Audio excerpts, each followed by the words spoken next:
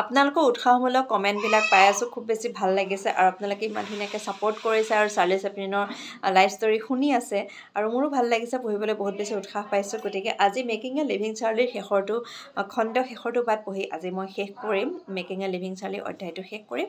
তাৰপিছত ষ্টাৰ্ট হ'ব নেক্সট যিটো এ নাইট নামৰ কথাছবিখনৰ কথাৰে। বাকী চাৰ্লিৰ জীৱনৰ কাহিনী আমি পঢ়ি যাম, জানি যাম।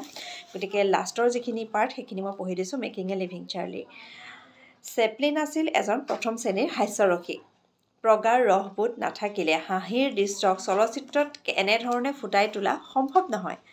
হাঁহি মানুহৰ সহজাত প্ৰবৃত্তি, আনহাতে নিজে নাহাঁহি আনক হহুৱাব জনা মানুহ এজন বিশেষ প্ৰতিভাৰ পৰিচয় পোৱা যায়।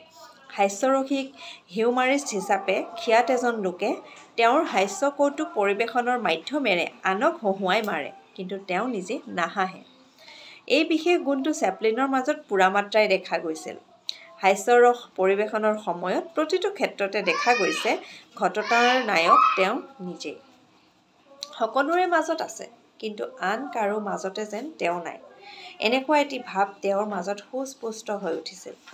প্ৰসংগটোৰ বিষয়ে তেওঁ যেন একেবাৰে উদাসীন। তেওঁৰ বক্তব্য তেওঁৰ ওচৰত দস্তুৰ মতে অভিব্যক্তিবিহীন।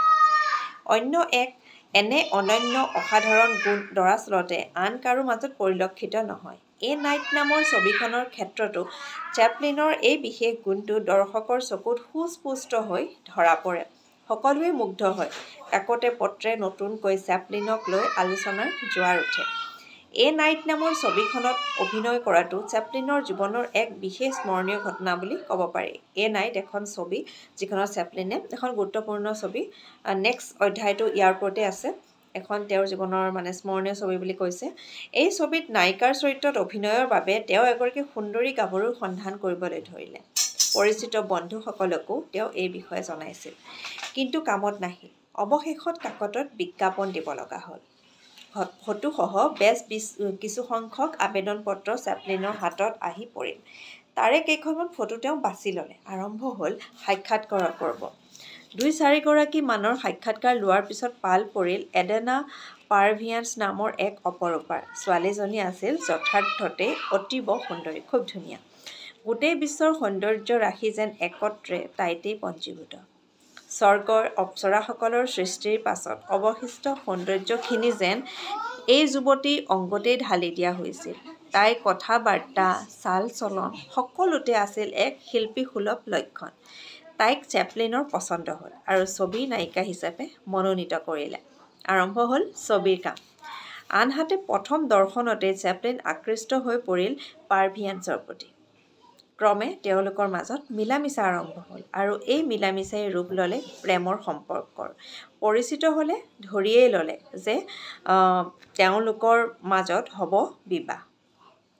লুকাই চুৰকৈ তেওঁলোকক লৈ বহুতো মুখৰোচক কাহিনীৰো সৃষ্টি হ'ল।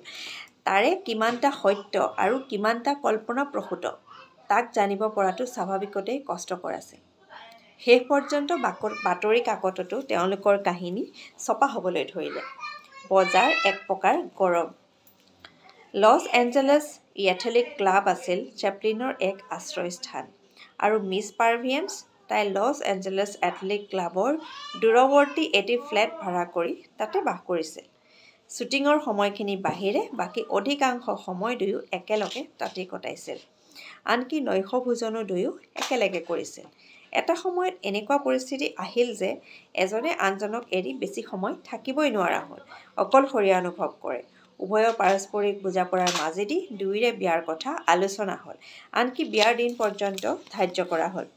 আৰু তেনেকুৱাতে ঘটি গ'ল এক অভাৱনীয় ঘটনা।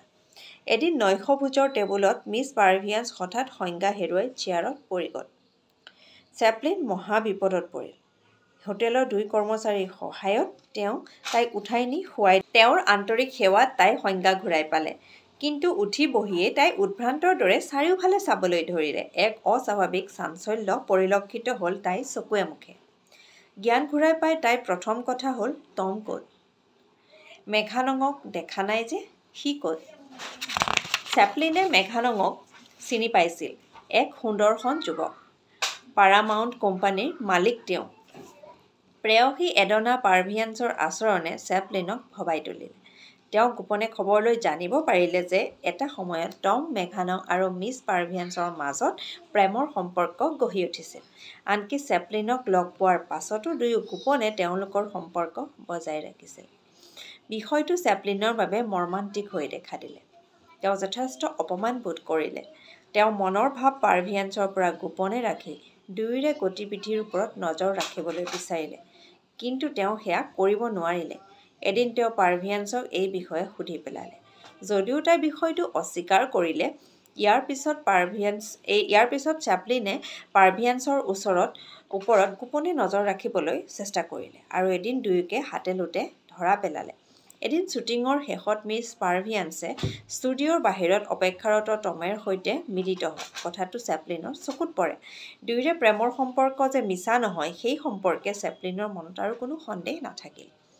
অৱশ্যে পাৰ্ভিয়ান্সে মুঠেও ভবা নাছিল যে এই সময়ত চেপলিন ষ্টুডিঅ'ৰ পৰা ওলাই আহিব আৰু দুয়োকে তেনেদৰে ধৰা পেলাব। ইয়াৰ পাছৰ ঘটনা স্বাভাৱিক, অৰ্থাৎ চেপলিন আৰু পাৰ্ভিয়ান্সৰ প্ৰেমৰ সম্পৰ্ক ইয়াতেই ইতি পৰিল। চেপলিন আৰু পাৰ্ভিয়ান্সৰ লগত কোনো সম্পৰ্ক নাৰাখিলে। আকৌ ঘূৰি অহা যাওক মিছ পাৰ্ভিয়ান্সৰ সৈতে চেপলিনৰ পৰিচয়ৰ মুহূৰ্তলৈ। এডনা পাৰ্ভিয়ান্সক চেপলিনৰ ছবিত কাম কৰাৰ বাবে মনোনীত কৰা হ'ল মাত্ৰ কেইদিনমান প্ৰশিক্ষণ লৈয়ে। সেই ছবিত তাই কাম কৰাৰ প্ৰয়োজনীয় সকলো শিল্পগুণৰ অধিকাৰিণী হৈ উঠিছিল। আৰম্ভ হ'ল চাৰ্লি চেপলিন আৰু এডনা পাৰ্ভিয়ান্স অভিনীত এ নাইট ছবিৰ কাম। আলোকচিত্ৰ গ্ৰহণকাৰী হিচাপে আছিল প্ৰখ্যাত হেয়াৰী এনচাইন। গতিকে এইখিনিতে মেকিং এ লিভিং চাৰ্লি এই অধ্যায়টো সম্পূৰ্ণ শেষ হৈছে আৰু ইয়াৰ পিছত এ নাইট এখন কথাছবি। এ নাইট কথাছবিখনৰ বিষয়ে মই নেক্সট ভিডিঅ'টোত আপোনালোকক পঢ়ি শুনাবলৈ চেষ্টা কৰিম। আৰু ভিডিঅ'খিনি কেনেকুৱা পাইছে কমেণ্ট কৰিব, কেনেকুৱা লাগিছে কমেণ্ট কৰিব। আপোনালোকৰ কমেণ্টে বহুত বেছি উৎসাহ দি আছে আৰু যিসকলে সহযোগিতা কৰি আছে, চাই আছে আৰু মোক ইমান মৰম দিছে, তেওঁলোক সকলোলৈকে ধন্যবাদ। সদায় যাতে আপোনালোকে এনেদৰে মোৰ লগত থাকে আৰু এনেদৰে উৎসাহ দি থাকে। আজিলৈ আহিছোঁ, বাই বাই। পুনৰ লগ পাম এ নাইট এইখিনি পাঠ কৰি আপোনালোকক শুনাম। Bye bye.